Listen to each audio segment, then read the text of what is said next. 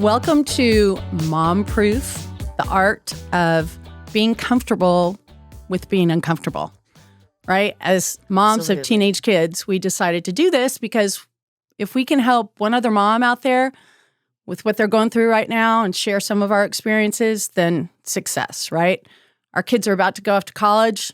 It's a tough time for us. So let's talk about what we're going through and how we can help others. Sandra, why don't you start and just tell us who you are, right? Who are these moms? Who am I? Why us? Well, my name is Sandra Beltran, and my background is in marketing for hospitality. I'm also an author, and I'm a mother of two, which has probably been my most important and significant job. And as you guys know, I was lucky enough to create a bond with moms such as Jamie and Kathleen that have helped me through these tough times. And so this is why we decided to do this, because amongst ourselves, we've been able to create a group that has helped us through, and with questions that we have or just sharing funny stories and situations that our kids have been going through. And we wanted to put that out there and help other people. Oh, yeah. There's nothing like seeing a mirror of what you're going through to help validate that it's actually normal. Oh, good point. And I'm Kathleen Hassenfratz, and I am also fortunate enough to have a really great family. I've got two kids, one that will be graduating as well in a few weeks. And I've got a great set of dogs. And, they count. Yeah. And a really funny husband. And so it's neat to have mom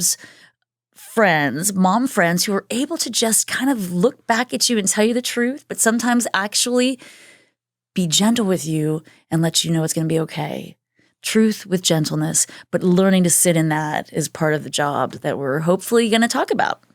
And what about you, James? Yeah. And I really look up to you, Kathleen, because, I mean, you have letters behind your name, which is super cool. It makes it even ooh. Yeah. My name's Jamie Emilio. I have 6 kids. I've put 7 kids through high school. So this is my 7th to actually graduate. I've been divorced for 2 years. So being a single parent through this has been something that's very interesting. I run a nonprofit. I'm an author. I'm a public speaker. But there is nothing like being a mom. This has been tough. And I'm with you, Sandra, man. There's no way I could have gotten through this without friends. My girlfriends have been it 100%. And had it not been for you guys through some of these really tough times, I think I would be a different parent. And I feel like I'm a pretty good parent for number 7. I definitely don't have it right. Good luck, parents. Good luck out there. Do we ever get it right? I think we say mom proof, but that's just because we can really handle all this stuff coming our way. But I think it's a cool journey for us to go on. And seeing my last one, she's going off to college. What's going on with that? That's why we started this, right? Oh, gosh, panic. Not panic, but holy cow. Uncomfortable, but get comfortable. Yeah. Sit in this. But Sandra, really, thank you for saying, like, hey, girls, I have this idea, because we do share amongst ourselves. But what if we had such great opportunity to share with other moms? It would be so powerful. And that's kind of what we're doing. So yeah, we've had so many aha moments, or we've walked away from conversations. And me personally, I've walked away feeling so much better and with insight, and just simply thinking or recognizing that, hey, I'm not alone in this. My friends are going through this. Other families are going through this. And like Jamie said, I'm also divorced. And there's a whole nother side of, getting kids off to college when you're divorced, and how do you handle these situations? And, other than going to Google, the second best place. Plus, it's much easier over a glass of wine. I remember the first time you and I met, Sandra, we were on spring break. Oh, my gosh. You and our other friend, Beth, drove up in a minivan, some Uber. We're already out to dinner. All the kids come just like falling out of the minivan. And you're like, all right, let's get spring break underway. And I'm thinking, I need a glass of wine. And by the end of that trip, actually even the end of that were night. Best friends. We really were. It was like, wait, I understand why our girls are good friends, because we need that friendship. We were able to really talk about some of the similarities that were happening in our life. And I've always been kind of quiet, not very good at sharing it over the last few years, particularly with you and the gang. I chat. Well, and Sandra and Jamie, I mean, so let's go into like an example of something that we're struggling with, whether you're a divorced mom or in a marriage. You know, I don't know sometimes which is easier, but love you, Gary. But we love you too, Gary. We love you, Gary. But let's talk about some of the things that keep coming up for us. So the college one for sure. So like Jamie or Sandra or I'll chime in. What about college? Like obviously choosing a college. Okay. Not everyone. So many people deal with that. But are there nuances that seem to be getting us a little bit more bothered? Absolutely. Yeah, just for me anyway, it's been like the whole process of, how much do I allow my child to take ownership of her college process? Like, a lot of people, you get different advice from people and everybody parents differently. But in my situation, I felt like I have a daughter who's going to college, and that she needed to take ownership of the process on her own and do the applications and the essays and the whole process, because then she's vested into it. So just, how much do I push? What do you do with the kid who doesn't want, the kid that just is so spoon-fed, especially in many of the communities that we are familiar with? And, they're just not as motivated. Like, that is really impressive. That not only did you set her up for that, but she, did it. Like, I don't know. Like, that's just, to me, a barrier or a struggle that... I never had that. Yeah, I never had one. I shouldn't say my other girls would be mad at me because I helped them a little bit. Oh, really? But definitely not like this last one. So... thank you, God, for giving. I mean, if you're giving me that first, I wouldn't have known what to do. But boys are different too. I think having seen my boys go through it, they weren't motivated. I couldn't get them to pick up their tennis shoes. How the heck are they going to fill out a college app? It was so much work and so much effort. So I think this process has been very stressful, whether they do it on their own or you have to do it, right? It's just, it's a different ballgame. That's so unique, though. And I just... and it's not like she was extremely motivated to do it. I still had to. She stood firm. Yes, and I was like, if you really want to go to college, then you're going to have to do this because I can't do it for you. Wow. Right? And how they change their mind. Every time my gal would get an acceptance, like, yeah, right, we're going here. That's where I'm going. Okay, 2 weeks later, nah, I don't want to go there.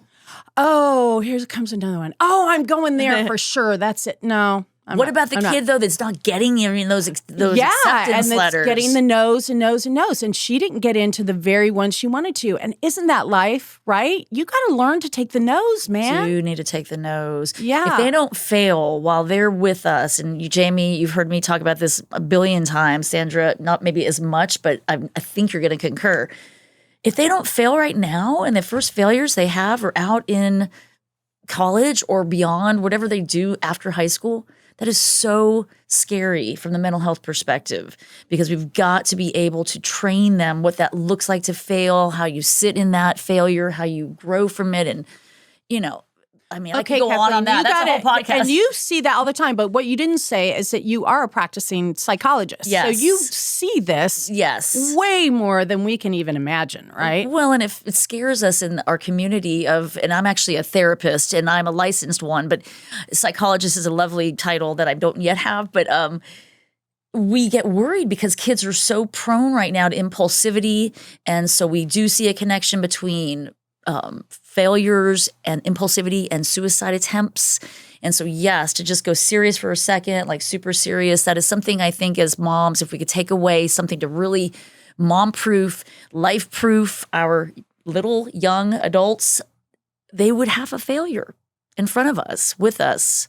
So that looks different, right? Because your daughter was experiencing some relationship changes, and your daughter's, and exactly. Also, so what about that component? But do you think that we need to start early with our kids as far as preparing them for these type of decisions and making sure that they know that there really is no wrong decision? Because a lot of kids now they suffer from a lot of anxiety.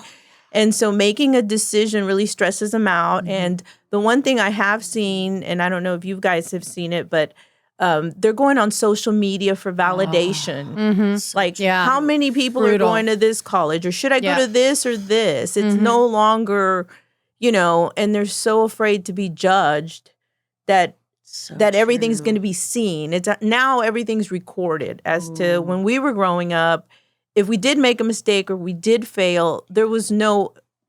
I mean, it happened, it passed. There's no evidence that lives out there, right? Thank you, Jesus. Please. You got it. But going back, do you think that we should start early? And what are some of the things that we can do to help or to give them the tools to be able to make these type of decisions? Let's hear Jamie first. It's because she has like the life experience. So I have some life experience and I have a lot of book/practice. But I still think it's always wise, right, to hear from the person that walked it just 7 Oh, man, times. do I parent differently today than I did with my first one? I mean, my oldest is going to be 35. Wow. Okay. That's impressive. And I was brought up as a military brat. My dad was tough on me, so I thought that would be the right way to be with the oldest one. But you realize that you got to stand beside them. And I've also had 2 that have gone through rehab. There's also been talk of suicide. I mean, there's a lot that if I knew then what I know now, I would have done differently. So as you said, yes, we do need to be teaching our kids that you make a decision and you can fail and it's okay. It's not the end of the world. You're okay, buddy. You're okay. You're going to make it. You really are going to make it. Nothing is that bad that you think that you're a failure, and nothing is that bad that you take your own life, ever. And I think those frank discussions are very, very important. I mean, how many of us ever say to our kid, are you thinking about killing yourself? But we literally should. Right. Away. And I learned to do that. As scary as that is, you got to say it. If you're thinking that direction, let's back it up and talk. Let's talk. Let's put it out there. And I think that's very important. That's a great point, is getting your kids to talk to you. Yes. Because there are kids that don't want to talk, or they don't know how to express their feelings. And just to, getting them, I think at an early age, to be able to communicate about how they feel. And do you know how to do that? It's time. It's time with them. I have spent thousands of dollars on therapists and rehab and everything else. And man, I think if I would have spent a little more time talking to them instead of expecting things from them, they may have felt a little bit different. They're all okay today.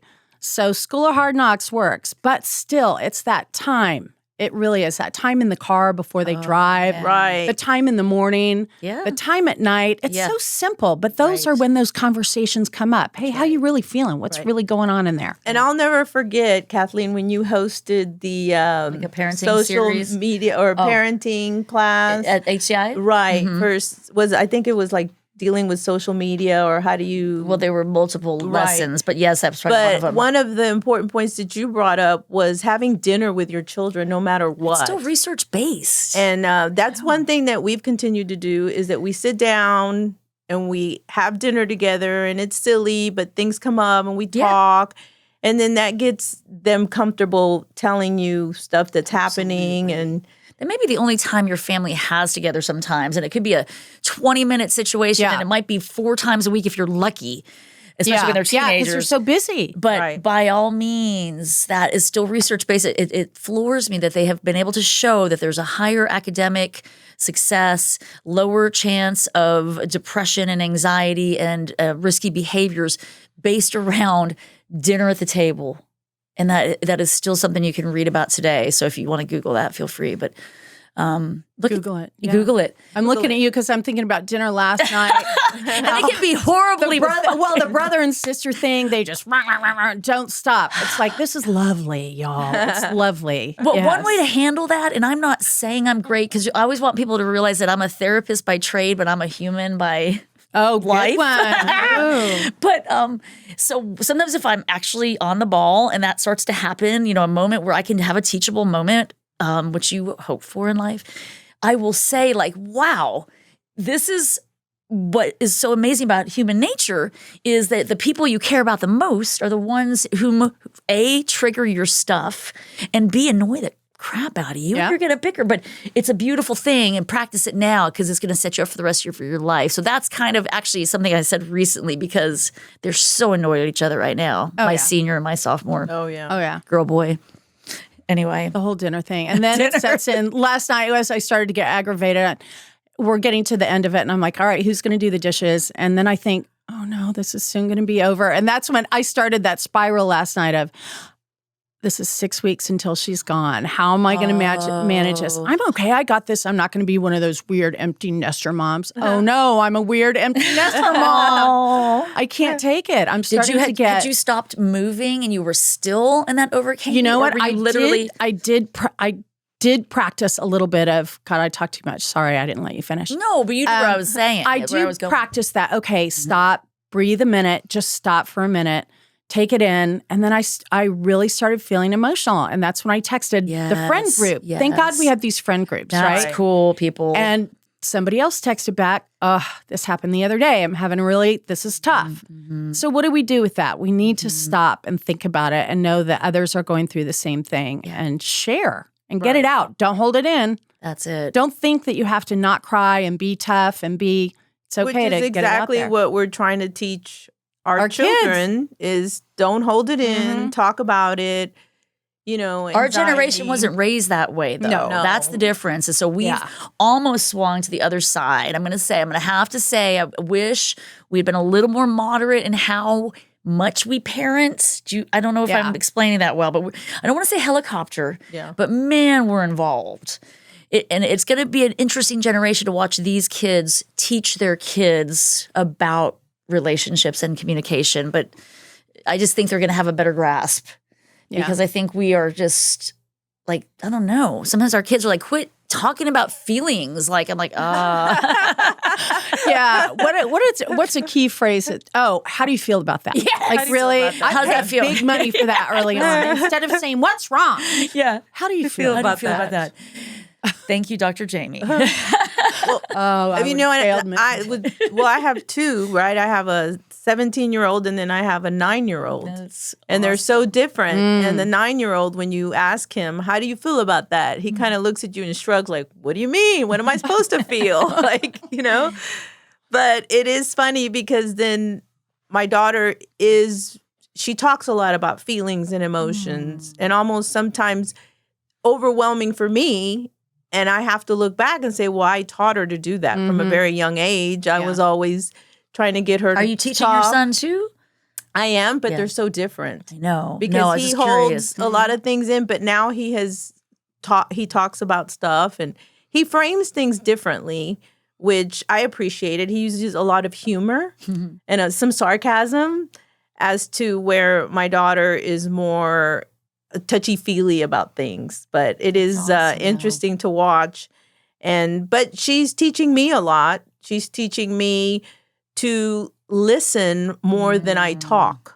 So when she's talking, I just need to listen and not take everything as, this is a teaching moment. Oh, yeah. you know? So, right. That's a good one, Sandra. So the opposite of a teachable moment is the be quiet and keep your mouth shut moment. Or the poker face moment where you literally, because whatever they're telling you, right? You just want to keep that face calm, neutral, and then don't say anything. That's so cool that you just mentioned that, by the way, because we just talked about you need to teach. So sometimes it's about listen. Yeah, she's taught me that. Just listen. Well, so what do you think, Jamie, are the heavy parts that you're dealing with your daughter as she prepares to leave? Like, what are your... A couple unusual things have popped up I did not anticipate. One is she's had a very sweet boyfriend. Now they're going to different colleges. Oh, yeah. And they're talking about breaking up. And I know this sounds cheesy, but they become part of the family, right? Sure. So it's almost like a breakup. You're going to miss him. I'm going to miss this kid too. He's a good kid. He's a good kid. But how are they feeling? Now they're learning to navigate a potential breakup and being very mature about it, saying, well, maybe we're going to break up. And this is almost real life. Well, you have to be logical about what your expectations are, what you're going to do when you're off at college, what temptation looks like. And is it real love? It's high school love. I don't know. Mm-hmm. But it's just that discussion of, oh, okay, well, there's not just one kid going off, there's two. And then if they break up, she's going through heartache, and nobody likes to see their kid get through heartache. But not at all. It's just a topic of discussion, right? Oh, okay, I didn't think about that. I never had another kid that had a boyfriend or girlfriend when they went off to college. They were just good to get out of the house. I think it was kind of like, I don't know, I could see the steam in the back, as they were running off or as I drove off, like, see ya. Okay. But this will be different. And your daughter has a serious boyfriend, as does mine. But yours is like they've been together for a bit since freshman year. Oh my god! Okay, so that's it. That's commitment. And they're very good friends. And I mean, they've had a very interesting conversation about it. They talked about it, and they talked about the logistics of, because she's going to be in the West Coast and he's staying in the South, and what would that look like? And they had very interesting conversations from what she's told me. And they're just talking through it, which I thought was a very logical thing to do, and they don't know what they're going to do. Yeah. They'll figure it out, right? This is one of those, we don't have the answers either. Yeah. But what do y'all think as you think through potential issues? That my daughter has a boyfriend. He's going to be still back at high school because he's a year younger, but they're planning on trying to make it work while she's in Texas, but far north. What do y'all think you will do as moms? How will you support them as they potentially unravel? I mean, I don't know. Just even missing them. Let's say they stay together, but they're just in, I can't take it. I'm missing them. I think it goes back to that listening. Yeah. Listen. Yeah. How many times have we had to actually just zip it and not where we listen more than we talk? One mouth. And this is the same in relationships too. You constantly, as someone's saying something to you, you're crafting your answer of how you can help them. And I find myself, if I can give you some advice, listen to this. But no, you can't. Sometimes they just have to go through it on their own. So I think just listening. My answer to that is to really listen and be there.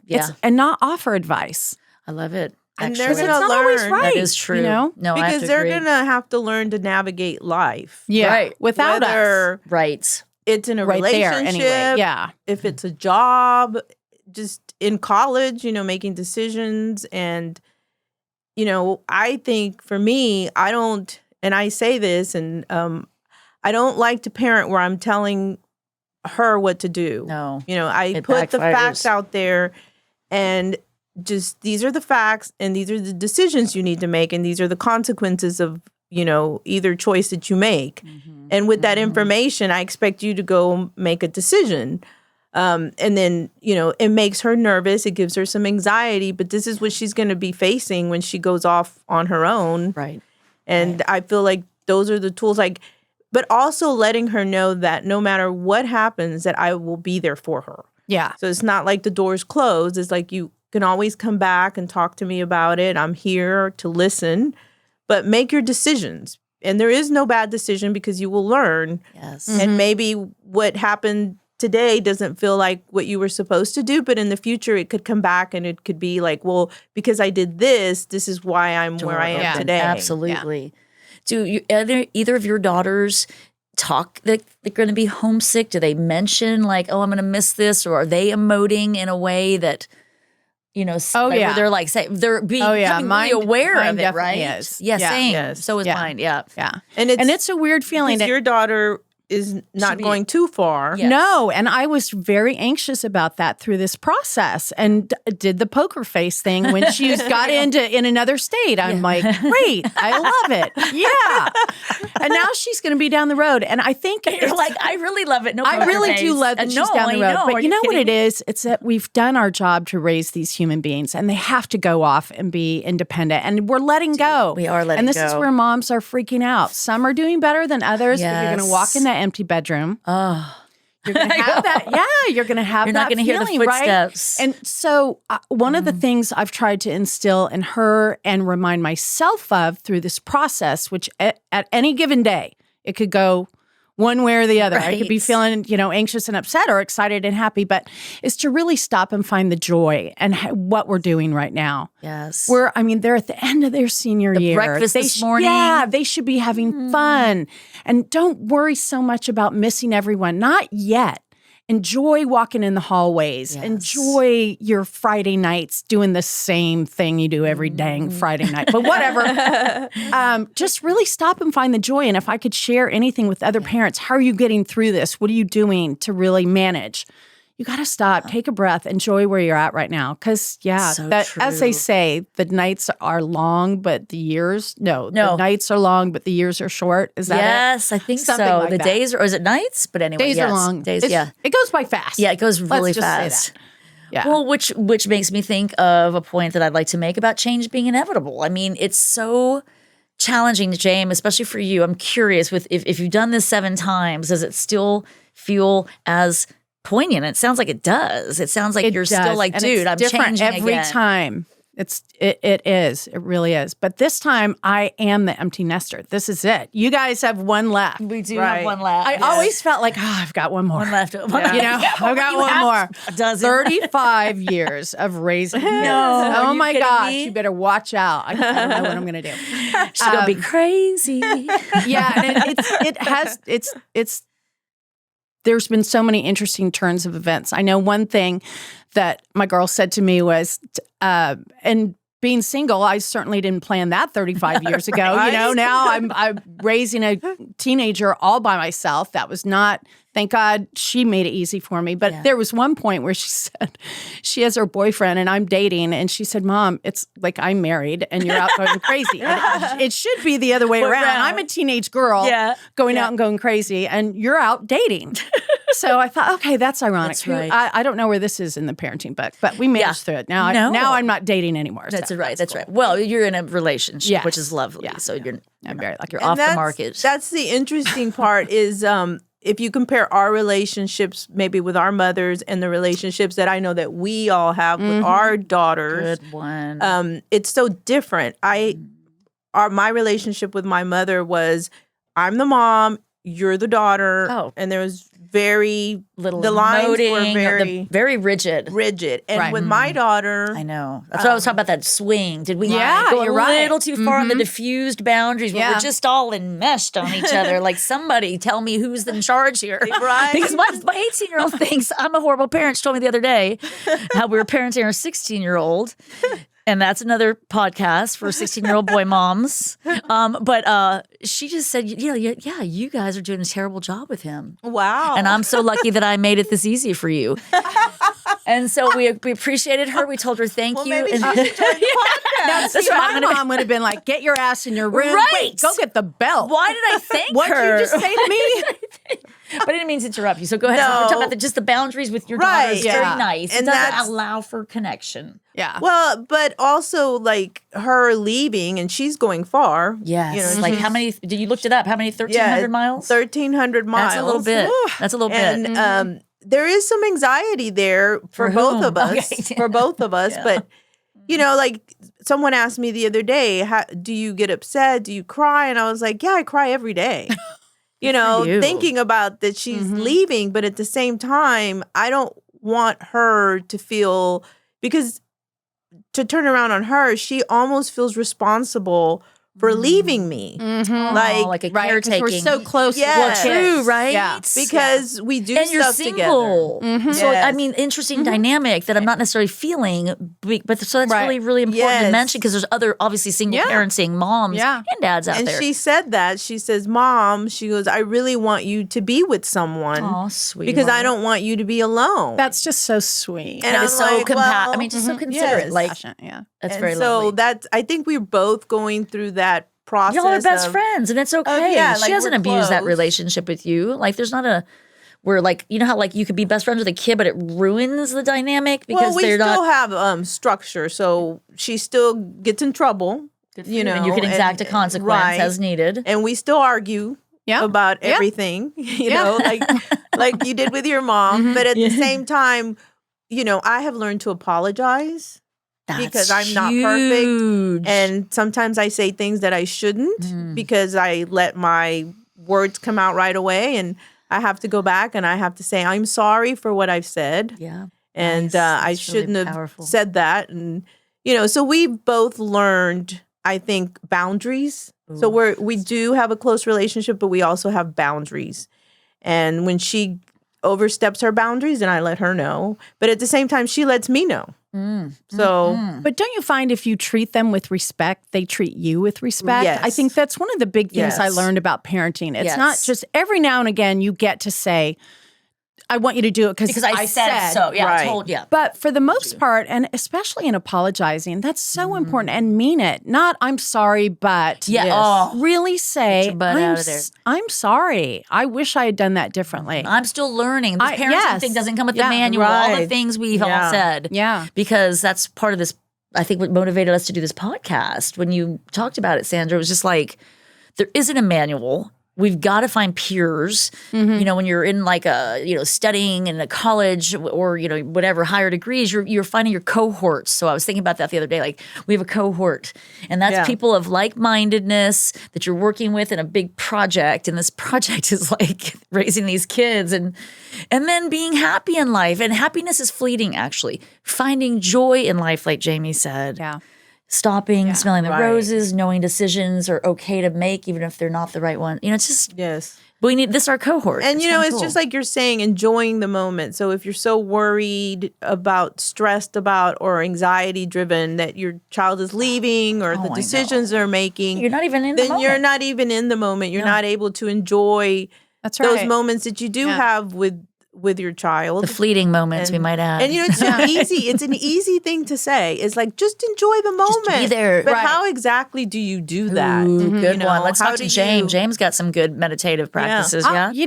It's about communication. Again, as Avery's walking out the door, she's going to see a sticky note on the back of the door that Oh, says, sweet. have a good day. Be kind today. Give a smile away. Ooh, I'm taking that one. Good one, Jamie. It's just sometimes you have to say it out loud. We want to live our life in a place of joy. Yes. But you have to actually act that. act that way. You have Actions. to walk the walk. Yep.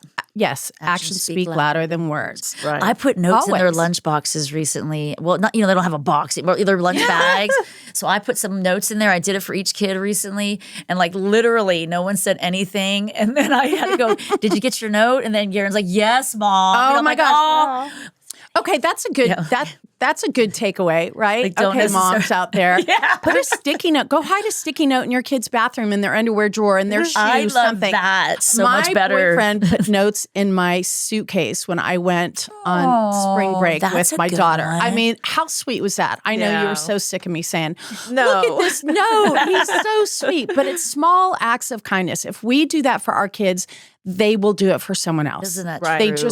They will. modeling. So we are modeling right now. Think about that for a moment as we show them what closure looks like, what potential termination. That's a big word, but like the closing and ending of things is a termination, an end. And there's grief that comes up. So it could be a boyfriend breakup. It could be just the relationship that you have and what that looks like as they continue to develop, and they should continue to individuate and push us away, and it's going to stink. Because Bad. it's actually, We have to that's model a it. good, that's Model a it. good point though when you talk about grief. Yeah. Because when I think Yeah. of her going off to college, Oh, yeah. I feel grief. Oh yeah, I said I'm that. happy. Grief. Yeah. You said that in the our text. group text. I said it felt like a death grief. Yes. Yeah. I literally had to then distract myself on purpose. Like I didn't want to cry right then because I was trying to go to sleep. Yeah. So I was like, okay, this could get messy. There's this little thing called Ambien. I mean, I don't know. I would thank you. You're for right. Ambien. Thank you. Science. I love it. yeah, modern science, Western science. It is important though to know that it's going to hurt. It's going to hurt for sure. I do So should we find talk that to them? Oh, I didn't crying, Go. not when she's around, but when I think about it, I just go ahead and cry. Yes, that's And good. then just get the emotion out and then think about it. And then, it go. helps to process rather than just to keep it inside. That's a good takeaway. I should want to not do have better at stuffed it. that. But I feel wanna like do I'm in the better. middle of a Zoom call and all of a sudden it comes up to me and I'll be like, excuse me. I'm that mom. But yeah, and for those moms that work all day or in front of people, Yes. and I know you work. Yes, I know but what you can take a break. That's right. You can walk away. As an independent some person. can't, No. You got to, and I'm Find your bad at time. holding it in. I got to do better at that.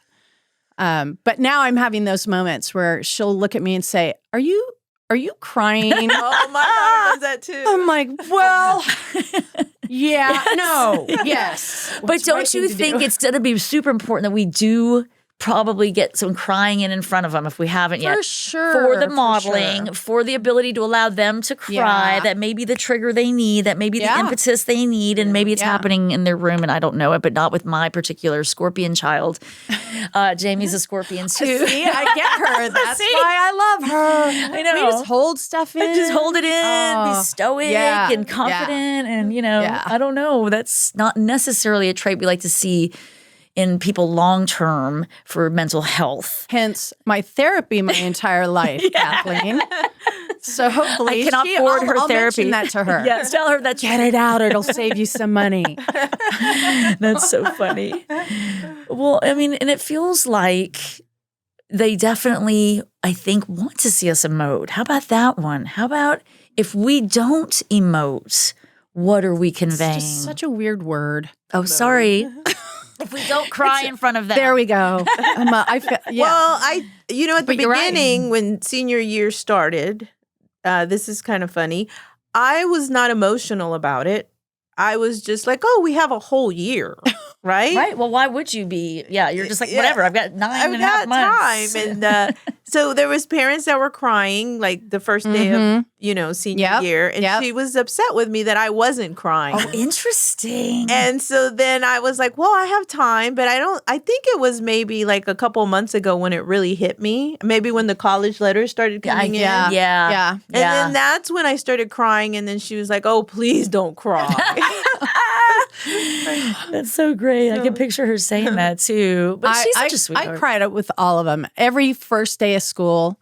But I think a lot of it was what you went through with each of them. I think each one of my kids were so different, and to just think about the intensity or the issues that they had, the challenges they had, and now they're wrapping up with this. And I didn't have that feeling with my daughter quite as strong as I did my youngest son, because his senior year, I was like, oh shit, this is going to be hard. Man, he's just made it through a really tough time, and he's got it together, and I got to keep it together.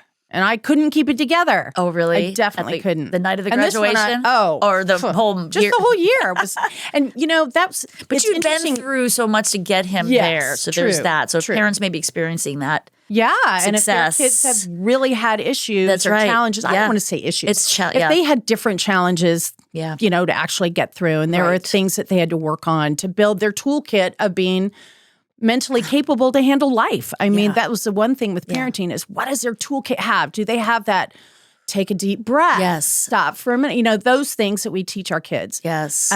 But I really do think that part of that is just each kid is so different, right? I don't know. So, and I didn't stress out with the kids going to college. The first couple that were going, we talked about colleges all the time. With her, I'm like, it'll happen. I didn't take her to go see schools when she was in 7th grade. I'm sorry. Moms, if you did that, you're awesome out there. I mean, I know people that have been taking their kids to see colleges since they could freaking walk. And that's great. That's just different strokes. I couldn't do it. Mm-hmm. And when you have to know your kid, I feel like for that mine, like knowing her, I can't picture that would not have worked for her. And I think that's so true, though. And again, they're reading us. They're reading our facial expressions, our body language, our nonverbals, all the things that allow them to see how pent up are we getting about the college process of applying, about them. It drives me crazy that our schools put this pressure on them. It makes me I want to just sit in front of the school board and again. We're a high achieving school district, and we're prepping everybody for 4 years. How you feeling? How about let's talk about some social, emotional, some EQ. How about that? Yeah. Man. Yes, I think we do need to have more of that, because also, there are the kids that decide that their college is not for them, or what if they want to? What if they want to take a gap year? Or go to ACC. Or I love Australia. They make all their graduating seniors take a gap year. Yeah, in Singapore, if you're male, you actually have to serve your country for 2 years. Okay, this is a whole nother podcast. That's right. But anyway, yes, you're right. What about those kids that are not headed to college right away, or taking time, or doing something else? I mean, how do they one of our kids' feel? friends She's going to go sing. Another one's going to go do real estate. They're going to kick ass and take names, man. And we should be supportive of that. Make sure they're not feeling less than for not going to school. All the posts on social media. Oh, yeah. And again, the pressure.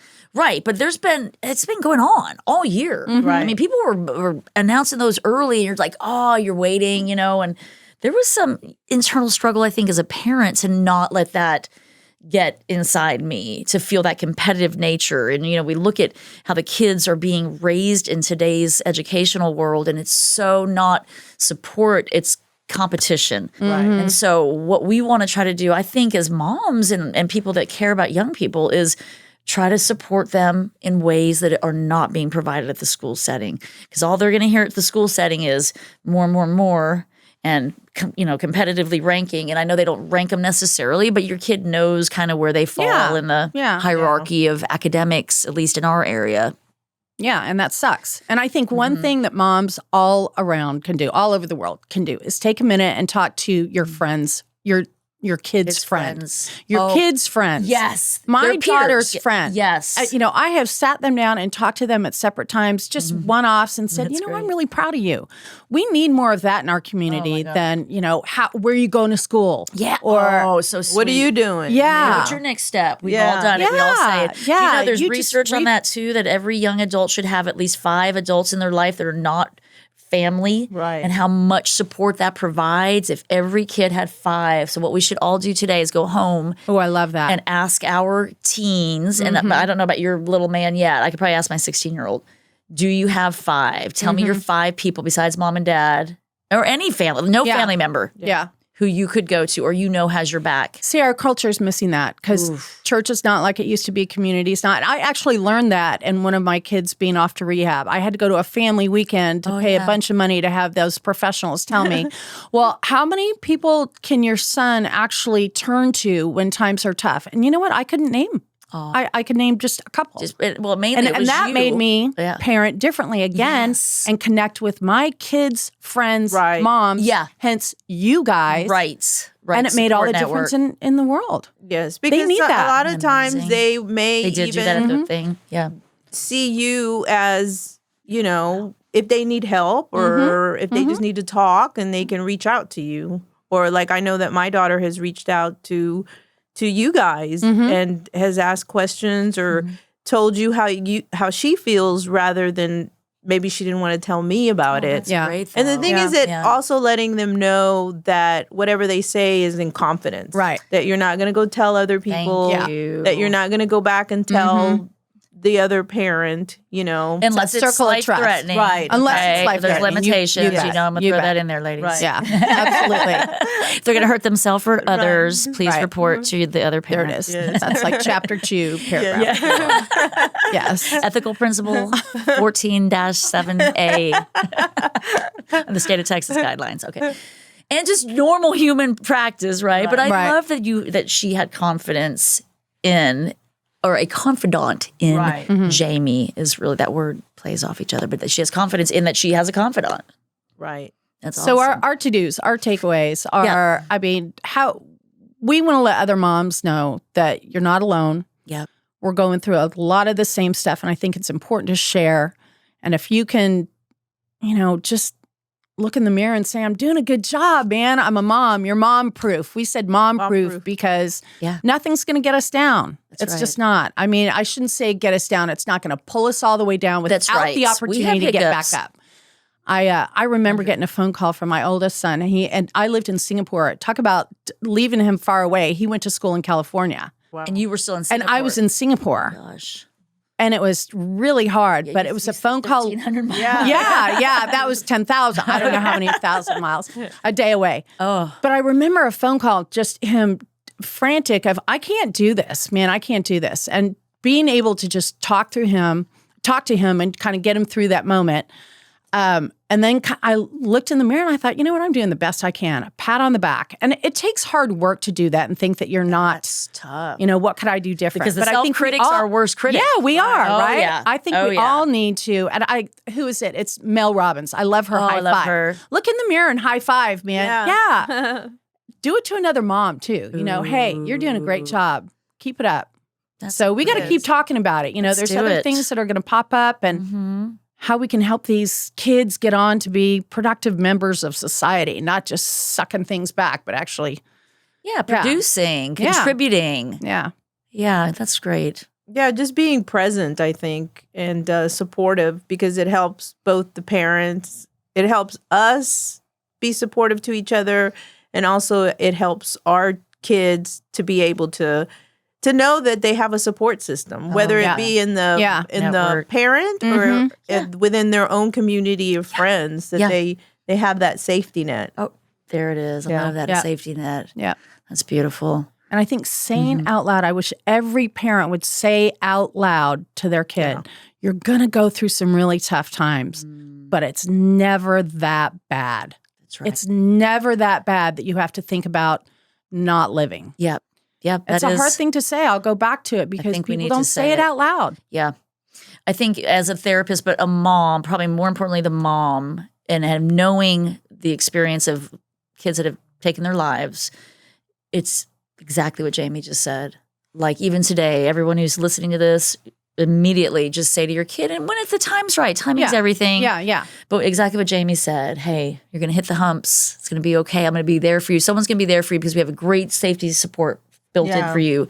It's never going to be that bad that you And the feelings don't last. It's temporary. That's the whole thing, is just knowing that whatever you feel now is not going to be there forever. No. Because you may be sad today and then tomorrow you're laughing and life is great. That's right. But it just takes that one moment, to make a mistake. Right. So we're going to reconvene and do this again because the next time we talk, our kids are going to be a few weeks away from graduating. One more grad party, one more senior breakfast, one more senior photo, one more this, one more that. So let's do it. Good. Let's do it. Ladies, it's been wonderful. Yeah, it's great talk. All right. Way to go. And that's a wrap. That's a wrap. Mom Proof, the art of being comfortable with being uncomfortable. Boom.